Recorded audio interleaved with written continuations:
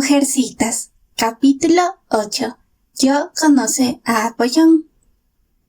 Chicas, ¿a dónde vais?, preguntó Amy tras entrar en el dormitorio de sus hermanas mayores una tarde de sábado y encontrarlas arregladas y en una actitud misteriosa que avivó su curiosidad.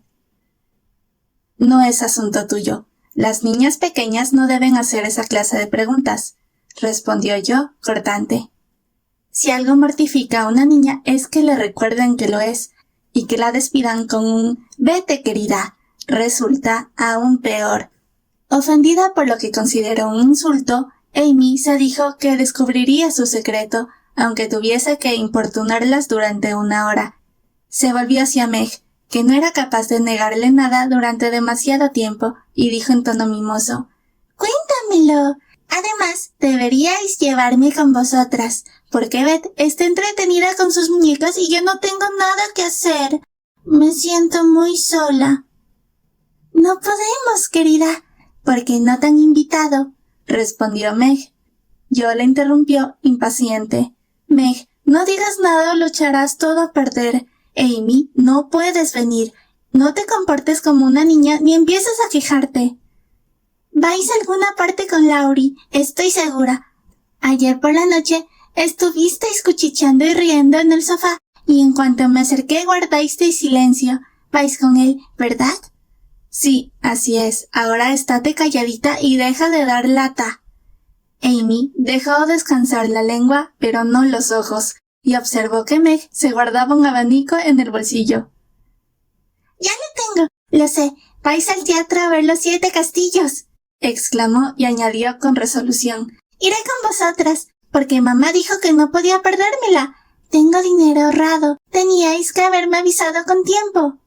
«Escucha un momento y compórtate», dijo Meg con tono tranquilizador. «Mamá prefiere que no vayas esta semana porque aún tienes irritados los ojos y la iluminación de la obra te podría molestar.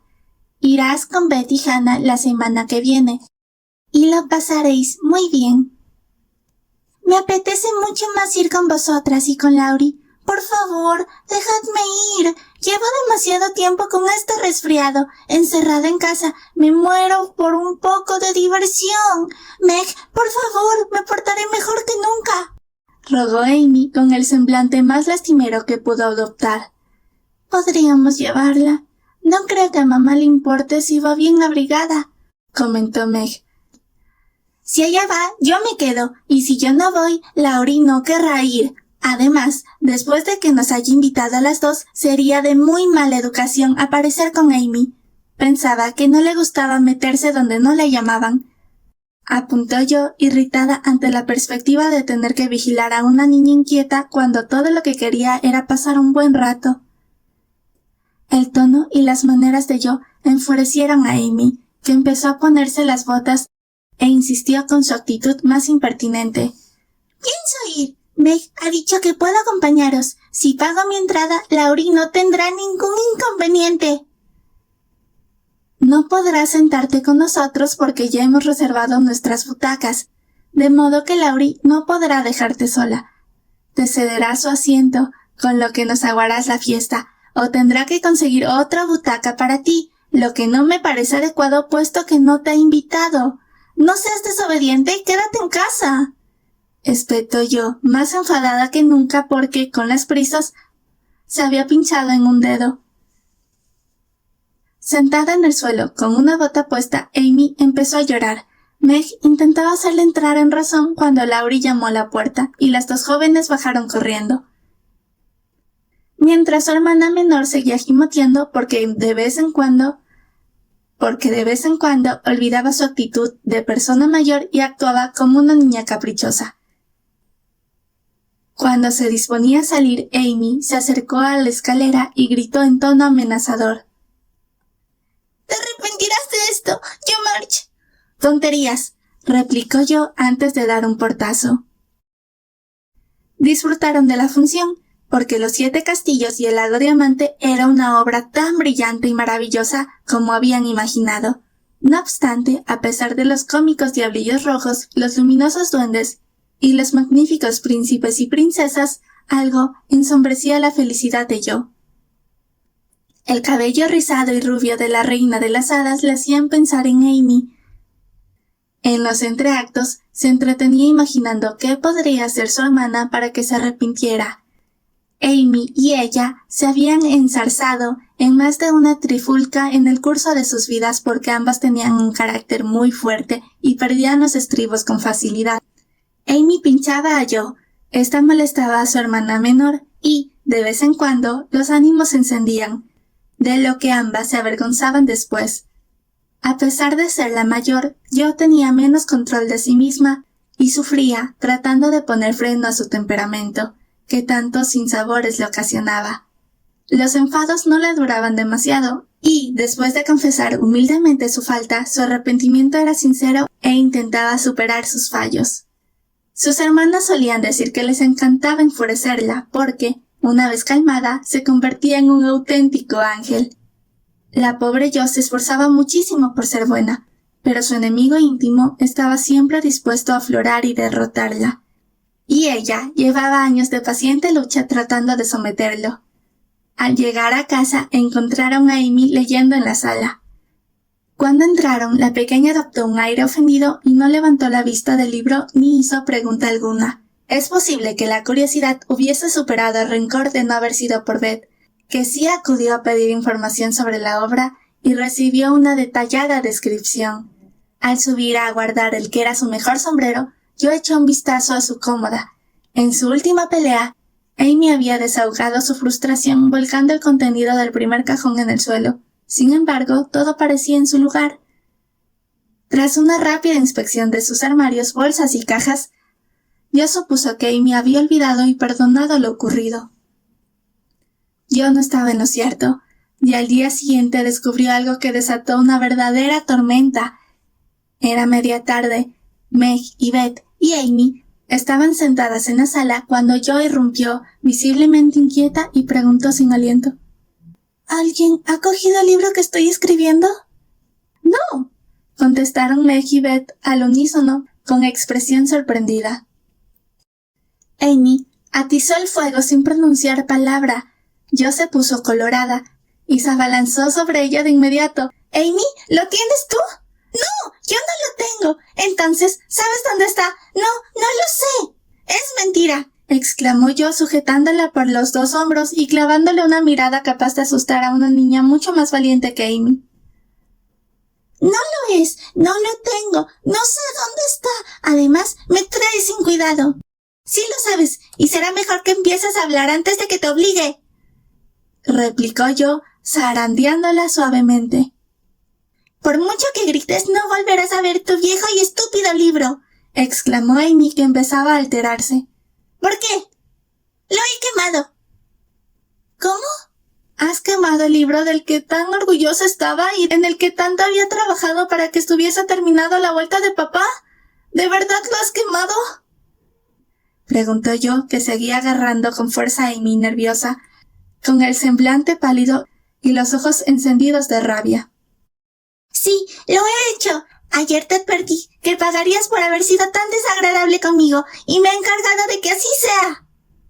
Amy no pudo seguir porque Jo, presa de su temperamento iracundo, la zarandeó hasta que a la pequeña le castañaron los dientes y en un arranque de pena y rabia dijo entre sollozos: —¡Eres mala, mala!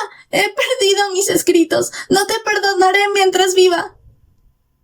Meg acudió a rescatar a Amy y Beth trató de calmar a Jo, pero éste estaba fuera de sí. Propinó una bofetada de despedida a su hermana y salió de la sala para buscar refugio y consuelo en la butaca del desván. En la planta de abajo la tormenta amainó con la llegada de la señora March. Una vez informada de lo ocurrido, le hizo comprender a Amy la gravedad del daño causado. El libro de Jo no solo tenía valor para ella. Toda la familia lo veía como un proyecto literario prometedor.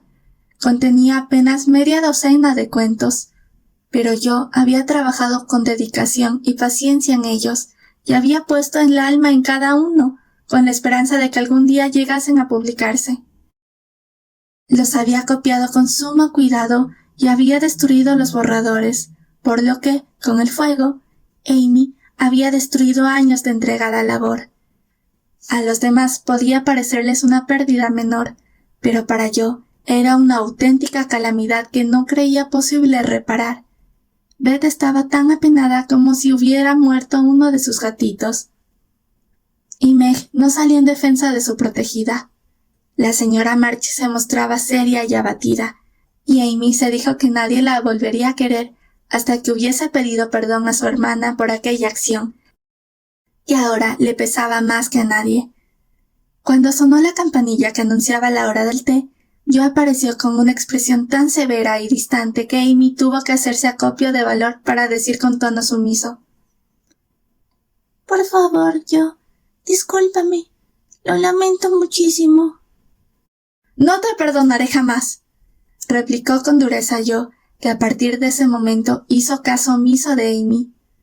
Nadie comentó nada sobre el incidente, ni siquiera la señora March, porque sabía por experiencia que, cuando John estaba de humor, las palabras sobraban, y lo más inteligente era esperar a que algún suceso casual o su propia naturaleza bondadosa suavizase su resentimiento y curase la herida. No fue una velada feliz, porque aunque cosieron como tenían por costumbre, mientras la madre leía en voz alta obras de Bremer, Scott y Edgeworth, todas tenían la impresión de que faltaba algo. Este sentimiento se intensificó aún más cuando llegó la hora de cantar. Beth solo pudo tocar, yo estuvo callada como una tumba, y Amy se echó a llorar, de modo que las únicas que cantaron fueron Meg y su madre. Sus aflautadas voces no concertaban y desafinaban un poco. Cuando se acercó la hora de dar el beso de buenas noches a Joe, la señora March le susurró al oído con dulzura: «Querida, no te vayas a dormir enfadada. Perdonaos una a la otra, ayudaos y, mañana, volved a empezar». Yo sentí el impulso de descansar en la cabeza del regazo de su madre y llorar toda la rabia y la pena.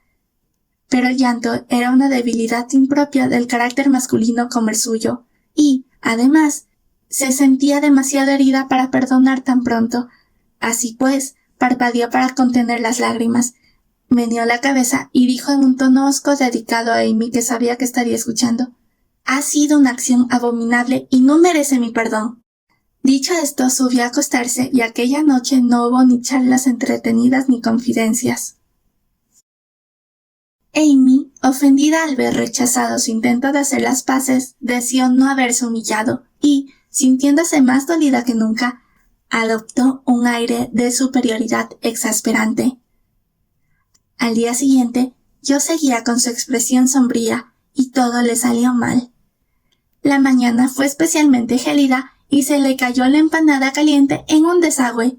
La tía March se mostró muy quisquillosa, Meg estuvo pensativa y, al volver a casa, hasta Beth pareció ofendida y triste, mientras Amy no cesaba de hacer comentarios sobre las personas que siempre hablaban de su deseo de ser buenas y ni siquiera se molestaban en intentarlo, cuando tenían delante a otras que eran un ejemplo de virtud. Cuando tenía delante a otras que eran un ejemplo de virtud. «Están todas insoportables. Propondré a Laurie ir a patinar. Él es amable y siempre está de buen humor. Su compañía me animará, estoy segura», se dijo yo, y a los pocos minutos se marchó. Amy oyó el ruido de los patines, miró afuera y exclamó irritada: «¡Vaya! Había prometido llevarme con ella la próxima vez que saliese a patinar porque podría ser la última ocasión en este invierno. Pero cualquiera le recuerda su promesa a esa gruñona». «No hables así. Lo que hiciste estuvo muy mal y le costará perdonar la pérdida de su preciado libro. Pero tal vez hoy lo haga, y si buscas un buen momento, ve tras ellos. No digas nada hasta que veas que la compañía de Laurie ha puesto a Joe de mejor humor.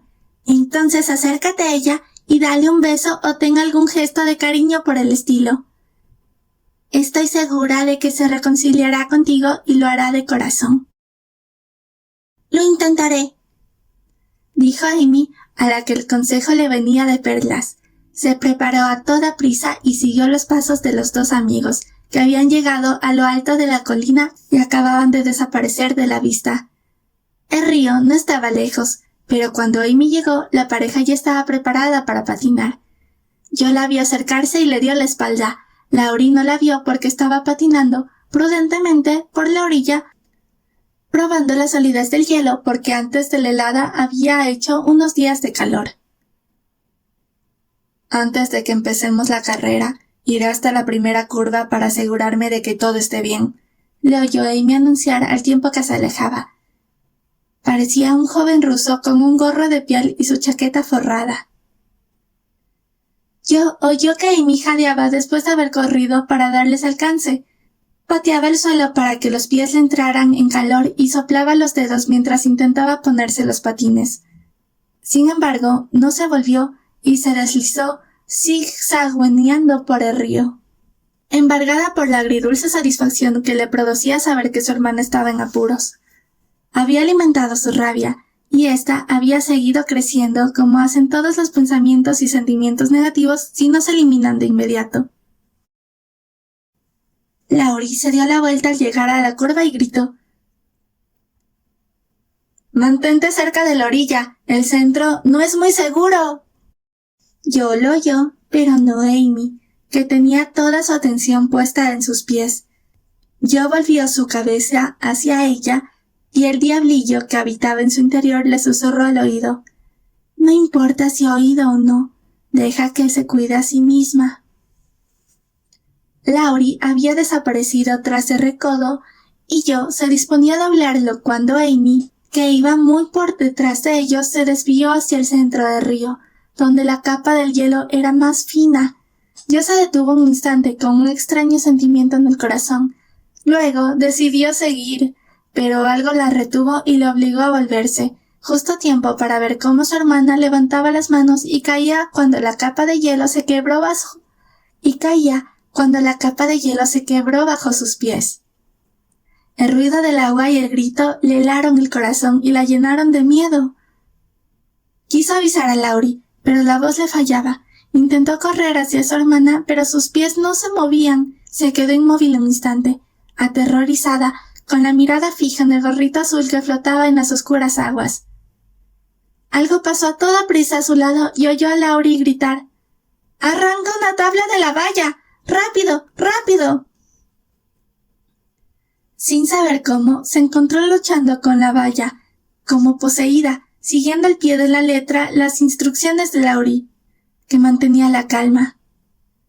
El joven se atendió boca abajo sobre el hielo y Amy se sujetó a su brazo y a su palo de hockey, hasta que Joe se acercó con la tabla y la valla, y entre ambos rescataron a la niña, que estaba más asustada que herida.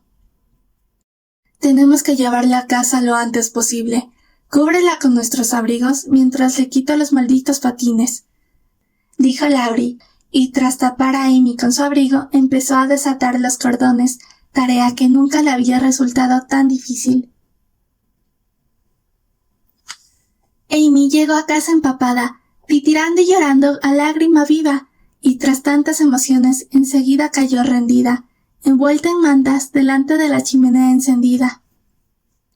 Yo apenas habló mientras atendían a su hermana, pero no dejó de correr de un sitio a otro pálida y agitada, con el vestido desgarrado y las manos llenas de cortes y arañazos, fruto de su lucha con el hielo, la valla y las obstinadas herbillas de sus patines. Una vez que Amy se hubo dormido y la casa estuvo en calma, la señora March se sentó en la cama y llamó a Joe para vendarle las heridas. «¿Estás segura que está bien?», murmuró Joe mientras miraba con remordimientos la cabecita de cabellos dorados que podía haberse perdido para siempre bajo aquel hielo traicionero. «Está bien, querida. No está herida. Y no creo que se resfríe siquiera porque tuvisteis la feliz idea de taparla bien y traerla a casa enseguida», contestó la madre para animarla. «Fue cosa de Laurie. Yo la dejé sola. Madre, si le pasase algo, sería por mi culpa». Joe se dejó caer junto a la cama y, con lágrimas de arrepentimiento, relató a su madre lo ocurrido, censuró la dureza de su corazón y, entre sollozos, expresó su gratitud por no tener que lamentar un mal mayor. «Todo es culpa de mi mal carácter. Intento superarlo, pero cuando creo que lo he logrado, reaparece con más fuerza que nunca. Oh, mamá, ¿qué debo hacer? ¿Qué debo hacer? Se lamentaba la pobre yo desesperada. Contrólate y reza, querida. Vuelve a intentarlo sin descanso. No pienses nunca que tienes un defecto incurable, explicó la señora March, que acercó su hombro a la alborotada cabeza y besó con tal ternura sus mejillas empapadas que yo lloró aún con más fuerza. Tú no sabes lo que es, no imaginas lo difícil que resulta. Cuando monto en cólera, soy incapaz de dominarme. Estoy tan fuera de mí que podría hacer daño a cualquiera y disfrutar con ello. Me asusta que algún día pueda cometer un acto terrible que destroce mi vida y haga que todo el mundo me odie. Oh, mamá, por favor, ayúdame. Lo haré, hija mía, lo haré.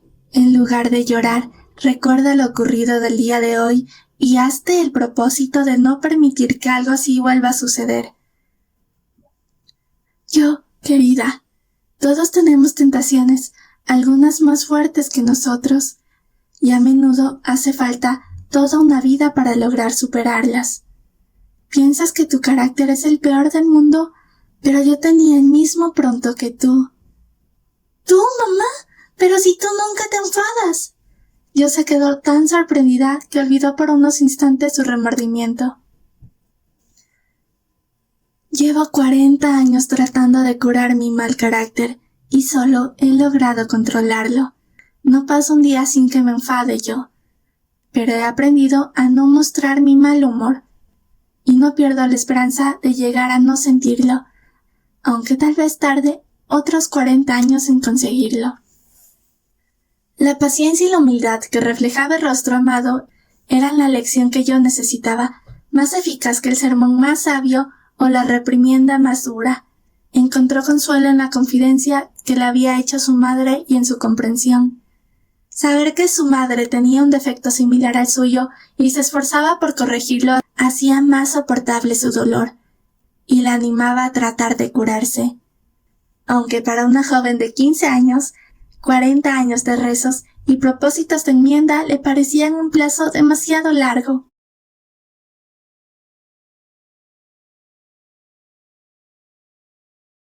Mamá, cuando aprietas los labios y sales de la habitación porque la tía March se queja o alguien te molesta, ¿es porque estás enfadada?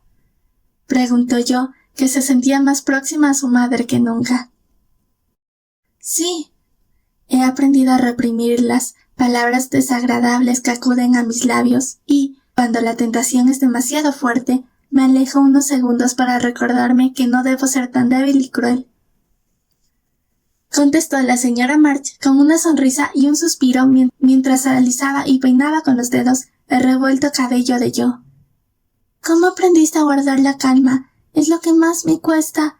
Las palabras hirientes escapan de mi boca antes de que me dé cuenta, y cuando más digo, más me altero, hasta el punto que me satisface decir cosas horribles y herir los sentimientos de los demás. Querida mamá, dime cómo lo haces. Mi madre solía ayudarme. ¿Tanto como tú a nosotras? ¿Tanto como tú a nosotras? Interrumpió yo y le di un beso. Pero la perdí cuando era un poco mayor que tú, y, durante años, hube de luchar sola porque era demasiado orgullosa para confesar mi debilidad a nadie más. Lo pasé muy mal yo, y derramé muchas lágrimas por mis fracasos, porque, a pesar de mi voluntad, parecía que nunca lo conseguiría. Entonces conocí a tu padre, y me sentí tan feliz que ser buena me resultó muy sencillo. Sin embargo, con el tiempo, cuando me vi con 4 niñas a mi cargo, y pobre, el viejo fantasma resurgió. No soy paciente por naturaleza, y no poder dar a mis hijas lo que necesitaban me hacía sufrir. Pobre mamá, ¿qué te ayudó entonces? Tu padre, yo. Él jamás pierde los nervios, nunca duda ni se queja, siempre se muestra esperanzado y trabaja de firme, de modo que me daba vergüenza no estar a su altura. Me ayudaba y me daba ánimos, y me mostraba lo importante que es ser un ejemplo de virtud si queremos que nuestros hijos nos imiten. Para mí era más fácil esforzarme pensando en vuestro bien que en el mío. Una mirada de asombro de alguna de vosotras al verme responder con dureza me ayudaba a recapacitar más que cualquier sermón. Y vuestro amor, respeto y confianza eran la mejor recompensa a mis esfuerzos por ser la clase de mujer capaz de servir de ejemplo. Mamá, ojalá algún día lograra ser la mitad de buena que tú. Me bastaría con eso, declaró yo conmovida. Espero que logres ser mucho mejor, querida, pero debes vigilar al enemigo que anida en tu pecho, como papá lo llama. De lo contrario, te llenará de congoja e incluso podría echar a perder tu vida. Lo de hoy ha sido un aviso. Tenlo presente y esfuérzate de corazón por controlar tu mal genio, para que no tengas que sentir un dolor y remordimiento mayores que los de hoy. Lo intentaré, mamá, de veras. Pero no dejes de ayudarme y llamarme al orden antes de que salte. Recuerdo que, a veces, papá se llevaba un dedo en los labios y te miraba con mucha dulzura, y tú apretabas los labios o te ibas. ¿Era su forma de ayudarte? Sí. Yo le pedí que lo hiciera y él nunca lo olvidaba. Con ese gesto discreto, una mirada amable impedía que dijese cosas desagradables. Yo vio que las lágrimas asomaban a los ojos de su madre y que sus labios temblaban al hablar. Temiendo haber ido demasiado lejos, preguntó angustiada: «Mamá, ¿te parece mal que os observara o que haya sacado el tema ahora? No quería ser irrespetuosa. Es que me siento tan feliz y a gusto hablando contigo de todo lo que me preocupa». «Mi querida yo, soy tu madre, y puedes decirme lo que sea. Que mis hijas confíen en mí y sepan lo mucho que las quiero me llena de felicidad y de orgullo». «Temía haberte entristecido». No, querida. Pero al hablar de tu padre he recordado cuánto lo echo de menos, lo mucho que le debo y cuánto me he de esmerar para que sus pequeñas estén a salvo y bien para cuando él vuelva. Sin embargo, no le pediste que no fuera a la guerra ni lloraste cuando se marchó, y nunca te he oído quejarte, como si no necesitases nada, apuntó yo maravillada. Entregué a mi país, al que amo, lo mejor de mi vida y contuve el llanto hasta que él se marchó. ¿Por qué habría de quejarme cuando no hacíamos más que cumplir con nuestro deber y, al fin, eso nos haría más felices? Si doy la impresión de no necesitar ayuda, es porque cuento con el apoyo de alguien más importante que vuestro padre, que me alienta y me ayuda.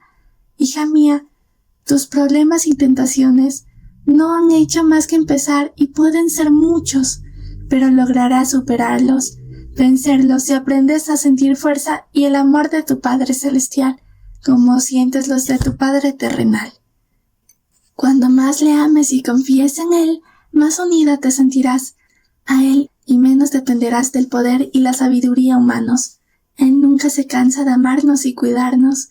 Nada le aleja de nosotros y nos proporciona la paz, la felicidad y la fuerza que necesitamos en nuestra vida.